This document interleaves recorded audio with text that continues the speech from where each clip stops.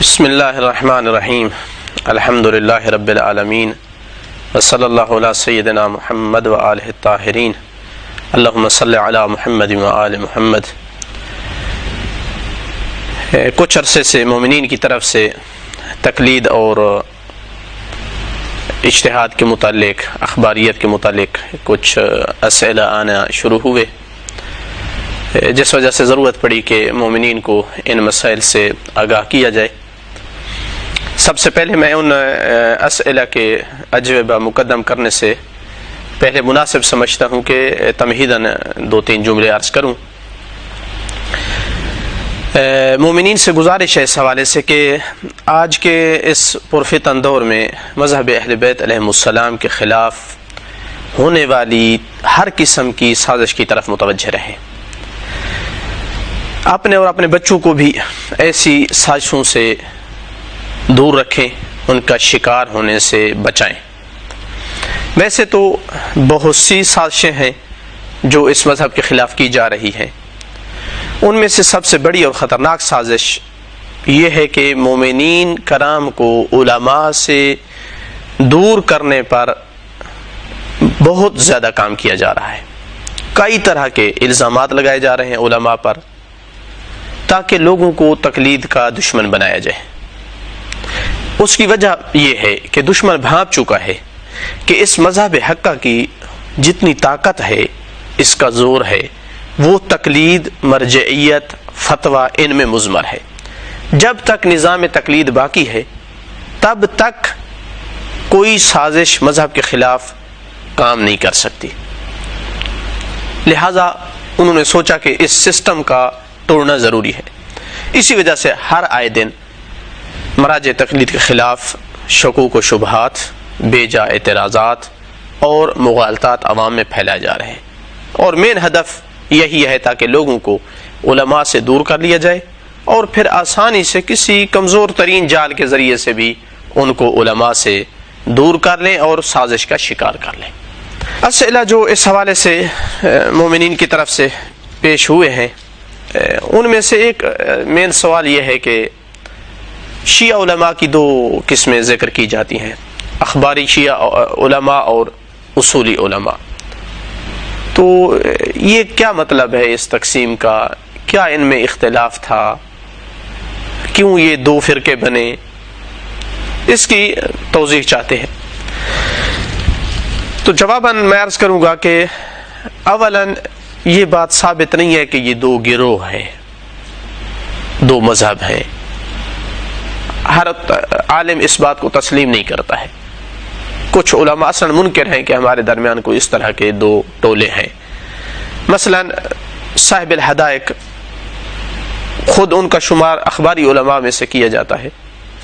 وہ اپنی کتاب الحدائق جزء اول فائدہ نمبر 12 میں ذکر کرتے ہیں کہ دو ٹولے یا دو گروہ نہیں ہیں علماء کے، اصولی اور اخباری علماء میں اسی طرح کے معمولی اختلافات ہیں جس طرح خود اصولیوں کے درمیان ہیں اور جس طرح خود اخباریوں کے درمیان میں۔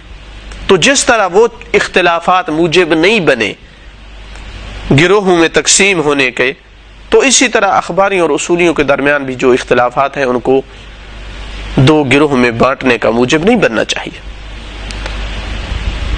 اسی طرح موجودہ مراجع میں سے آیت اللہ العظمہ سید محمد سعید الحکیم، ان کے کلمات بھی اس حوالے سے ملتے ہیں کہ کہتے ہیں کہ نہیں ہیں اس طرح کے دو گروہ، اختلافات نظری اختلافات تھے جس طرح دوسرے اختلافات ہیں انہیں کی طرح۔ لیکن اکثر علماء کہتے ہیں کہ نہیں، دو مختلف نظریات ہیں جن کے یہ دو گروہ حامل ہیں، اور غیبت کبریٰ کے ابتدائی دور ہی سے یہ دو علیحدہ طور طریقے تھے۔ کچھ ان میں سے صرف محدث تھے، صرف روایات کو جمع کرتے تھے، اور کچھ ایسے تھے کہ جو فقہا تھے۔ محدث روایات جمع کرنا، انہی نصوص کو آگے پیش کرنا، کوئی مسئلہ بھی پوچھے تو روایات ذکر کر دینا، اور فقہا کا کام تھا کہ وہ استنباط کرتے تھے۔ اگرچہ اس وقت اختلاف اس حد تک زیادہ نہیں تھا اور نہ ہی اصولی اور اخباری کی کوئی تقسیم تھی، بلکہ اس وقت یا فقہا کہا جاتا تھا، اصحاب نظر کہا جاتا تھا، یا اس کے مقابل محدثین کہلاتے تھے، یا مثلا اصحاب روایہ ان کو کہا جاتا تھا۔ اس معمولی سا جو اختلاف اس وقت تھا، اس کو جو واضح طور پر منظر عام پہ لایا گیا ہے اور دو مختلف گروہوں کی شکل دینے کی کوشش کی گئی ہے، وہ 11ویں صدی ہجری کا مسئلہ ہے۔ محمد امین استرابادی کا دور ہے، اس کی وفات 1035 میں ہوئی۔ اس نے اس مسئلے کو بہت زیادہ ہوا دی اور شدید مخالفت کی اصولی علماء کی۔ ان کے بعد کئی ایک علماء نے ان کی اتباع کی اور ایک جو ہے وہ گروہ بن گیا علماء کا۔ مثلا ان میں سے سید نعمت اللہ جزائری ہے، محمد تقی مجلسی ہے، فید الکاشانی ہے، شیخ اور عاملی صاحب الوسائل ہے۔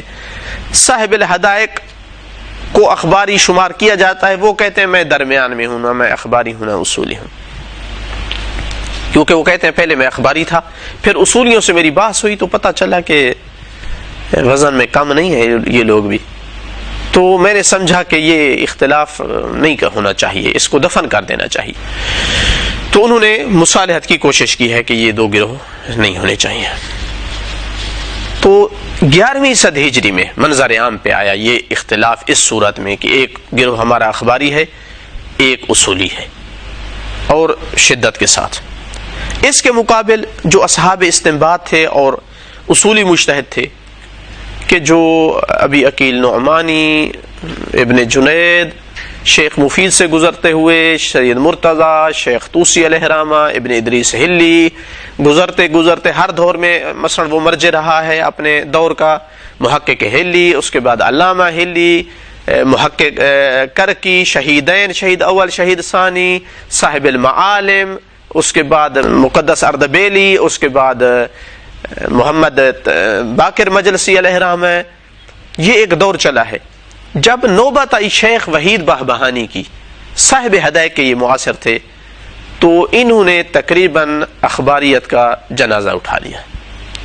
اتنی بحثیں کی صاحب ہدایت کے ساتھ، کربلا میں ہوتے تھے دونوں، جتنے بڑے نامور شاگرد تھے صاحب ہدایت کے چھوڑ کر شیخ وحید بہبہانی کی بحث میں آ گئے۔ اب کوئی آگے اخباری نسل چلانے والا مین بندہ کوئی بچہ ہی نہیں تھا، جس وجہ سے اس کے بعد جب صاحب ریاض آئے اور صاحب جواہر اور شیخ انصاری، تو اصلاً کوئی مد مقابل ہی نہیں تھا اخباری، اصلاً صاحب کفایہ، اور آج مثلا حوزات میں ڈھونڈنے میں کوئی نہیں ملتا ہے اخباری۔ تو یہ تقریباً 200 سال کا پیریڈ ہے جس میں اخباریت ابھری تھی۔ اب اس کے اسباب کیا تھے، مختلف وجوہات ہیں، اس میں نہیں جانا چاہوں گا، کہ جو بعد میں آ کر کے ختم ہو گئی۔ مین اختلافات جو ان میں ہیں، ویسے تو کئی ایک اختلافات ذکر کیے جاتے ہیں چھوٹے چھوٹے مسئلے میں بھی، جس طرح کہ آج کے فقہا کے درمیان مثلا مسائل میں اختلاف ہے، تو بعض نے ہر طرح کے چھوٹے سے بڑے مسئلے میں جہاں اختلاف ہے کہا کہ یہ اخباریوں اور اصولیوں میں اختلاف ہے، حالانکہ خود اسی مسئلے میں اصولیوں میں بھی آپس میں اختلاف موجود ہے، اسی مسئلے میں اخباریوں میں بھی اختلاف موجود ہے۔ کئی ایک اخباری اصولیوں کی رائے پر ہیں اور کئی ایک اصولی اور مسائل میں اخباریوں کی رائے پر ہیں، تو لہٰذا وہ فروعی مسائل ہیں، اس قابل نہیں ہے کہ ان کو کہا جائے کہ یہ اساسی اختلافات تھے۔ 4 یا 5 اختلافی مسائل تھے، صاحب ہدایت نے بھی وہی لکھے ہیں کہ یہ مین مسئلے ہیں کہ جو اختلاف رکھتے تھے۔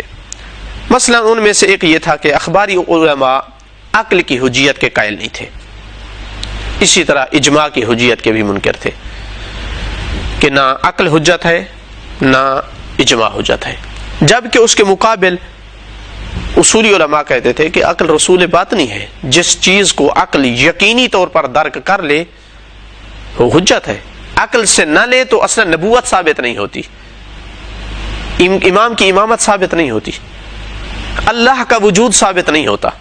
تو اصل عقل ہے، جہاں عقل قطعی ہو جائے، یقینی حکم لگا دے، اللہ کی جانب سے حجت ہے، رسول باطنی ہے۔ مثال ایک عرض کروں تاکہ مومنین کو سمجھ آ جائے کہ اگر روزہ مثلا موقوف ہو جائے سحری کھانے پر، کہ میں اگر سحری کھاؤں تو روزہ رکھ سکتا ہوں، سحری نہ کھاؤں تو روزہ نہیں رکھ سکتا، اب روایات کی طرف رجوع کیا تو زیادہ سے زیادہ استحباب ملا ہے سحری پر. کیا جائز ہے بندے کے لیے سحری نہ کھائے اور بعد میں مجبور ہو جائے, مضطر ہو جائے روزہ توڑنے پر, یا نہیں؟ یہاں عقل کہتی ہے کہ اللہ نے روزہ تم پہ واجب کیا ہے, اور چونکہ وہ روزہ تم ادا نہیں کر سکتے ہو جب تک کہ تم سحری نہ کھاؤ, عقل کہتی ہے کہ تم پر سحری کھانا اسی طرح واجب ہو چکا ہے جیسے روزہ رکھنا ہے. کیونکہ واجب جس چیز پر موقوف ہو جائے, واجب کی ادائیگی جس چیز پر موقوف ہو جائے, عقل کہتی ہے اس کا انجام دینا واجب ہے تاکہ تو اپنے واجب سے ذمہ بری ہو سکے. تو یہ عقلی حکم ہے. اصولی کہتے ہیں کہ اس طرح کا عقلی حکم حجت ہے. اخباری کہتے تھے کہ نہیں, حجت صرف احادیث ہے, مثلا عقل اور اجماع یہ حجت نہیں رکھتے ہیں. دوسرا اختلاف ان میں یہ تھا کہ اخباری کہتے تھے کہ قرآن مجید کے وہ معانی جو علماء کے لیے ظاہر ہوتے ہیں وہ فی نفس ہی حجت نہیں ہے ہم پر, ان سے حکم ثابت نہیں ہوتا جب تک کہ ان کی تائید میں کوئی روایات نہ ہے. محتاج ہیں ہم, انتظار کریں, کوئی حدیث ملے گی تائید کرے گی آیت کی تو ہم اس کو عمل میں لائیں گے. اصولی کہتے ہیں کہ نہیں, قرآن کتاب ہدایت ہے, ہمارے سمجھنے کے لیے, ہمارے عمل کرنے کے لیے آیا ہے. تو جو آیات ظاہر معنی رکھتی ہیں, جن کی ہمیں سمجھ آ جاتی ہے, ان پر واجب ہے عمل کرنا, حجت ہے وہ. ہاں وہ آیات کے جو متشابہ ہیں, مجمل ہیں, واضح نہیں ہیں, ان میں ہم محتاج ہیں ائمہ اہل بیت علیہ السلام کی احادیث کے. تو خلاصہ کلام کیا ہوا کہ اخباریوں کے نزدیک جا کر پھر آ کر صرف اور صرف حجت حدیث بچی. اصولیوں کے نگاہ میں قرآن بھی حجت ہے, حدیث بھی حجت ہے, عقل اجماع بھی حجت ہے. تو اس وجہ سے اخباریوں کو اخباری کہا گیا. وجہ تسمیہ ان کی یہ تھی کہ کیوں, چونکہ ان کے ہاں صرف اور صرف اخبار حجت ہے, یعنی احادیث, تو ان کو اس بنیاد پر اخباری کہا جاتا تھا اصولی مجتہد کے مقابل, کہ جس کے ہاں حجت کا دائرہ وسیع تھا. اس کے علاوہ جو اختلاف تھا مثلا تیسرے نمبر پر, وہ یہ تھا کہ اصولی علماء قائل تھے کہ اخبار اور احادیث جو ہیں ہماری, حتیٰ کتب اربع بھی, ان میں چھان بین کی ضرورت ہے, چونکہ ان میں بعض حدیثیں ایسی ہیں جن کے راوی کمزور ہیں, ضعیف ہیں, کذاب ہیں, کچھ حسن جھوٹ بولنے والے ہیں. تو حدیث کو دیکھنا ہوگا, صحیح ہے, حسن ہے, موثق ہے, عمل کریں. اگر ضعیف حدیث ہے عمل نہیں کر سکتے. جبکہ اخباری کہتے ہیں کہ سب کی سب کتب اربع معتبر ہیں, ان میں دیکھنے کی ضرورت نہیں ہے, آنکھیں بند کر کے لے لیں. بالکل جس طرح کہ اہل سنت برادران صحیح بخاری اور صحیح مسلم کے بارے میں کہتے تھے, اکثریت ان کی, کہ یہ صحیح ہے. اور شاید اس کی مین وجہ یہ تھی کہ جب انہوں نے دوسرے دروازے اپنے اوپر بند کر دیے حجت کے, صرف حدیث بچی, اب اس کی بھی چھان بین کرتے ہیں تو پھر کیا بچے گا, تو اس پہ ڈٹ گئے. ایک وجہ تسمیہ علماء نے کہتے ہیں کہ یہ ہے ان کو اخباری کہنے کا, چونکہ تمام اخبار کی حجیت کے قائل تھے. ان کے علاوہ جتنے تقریباً اختلافات ہیں وہ فرعی ہیں. مثلا اصول عملیہ کی حجت, کہ جو بالخصوص اصول عملیہ عقلیہ ہے, براءت عقلی مثلا, اصولی قائل تھے, اخباری قائل نہیں تھے. بالخصوص اگر شبہ تحریمیہ ہو, ایک چیز کے حرام ہونے کے شک ہو انسان کو, کوئی دلیل نہ ملے, اصولی کہتے ہیں کہ اللہ عقاب نہیں کرے گا, چونکہ جب دلیل نہیں ہے, اس پر بیان نہیں ہے, تو انسان مبری ذمہ ہے.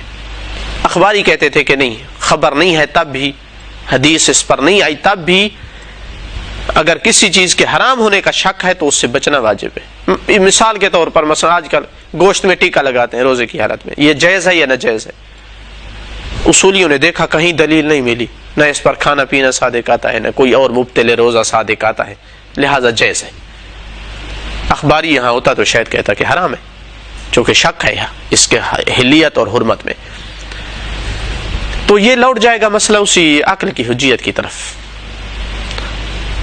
بعض اصول ایسے ہیں، اصول عملیہ مثلا استصحاب ہے کہ جو اس دور میں عقلی بنیاد پہ اس کو حجیت قرار دیا جاتا تھا، اس لیے وہ اس کے منکر تھے، لیکن بعد میں علماء نے جو ہے اس مسئلے میں احادیث بھی ڈھونڈ لی کہ کئی ایک احادیث بھی موجود ہیں جو اس کی حجیت پر دلالت کرتی ہیں. تو یہ تھے وہ مین مسائل کے جو مورد اختلاف تھے اصولی اور اخباری علماء کے درمیان. اب یہاں اگر ہم تأمل کرتے ہیں تو ایک اور چیز ہمارے لیے واضح ہوتی ہے، وہ یہ ہے کہ اصل مسئلہ ہم لوٹا سکتے ہیں ایک اختلاف کی طرف. پورے کے پورے اختلافات، تمام کے تمام اختلافات صرف ایک اختلاف کی طرف لوٹا سکتے ہیں، اور وہ ہے اجتہاد کا دائرہ وسیع ہے یا تنگ ہے. فقیہ کو اتنا حق ہے کہ وہ دلیل کا جو لازم معنی ہے اس کو لے، عقل کہیں پر دلالت کر رہا ہے اس کو لے، اجماع ہے مثلا اس کو لے یا نہیں. جب انہوں نے دائرہ تنگ کر دیا اخبار تک اور اصولیوں نے دائرے کو وسعت دی، تو ان دونوں چیزوں کے طبیعی نتائج تھے جو باقی اختلافات ہوئے، سب کے سب انہی کی طرف لوٹتے ہیں اگر انسان ان میں توجہ کرے.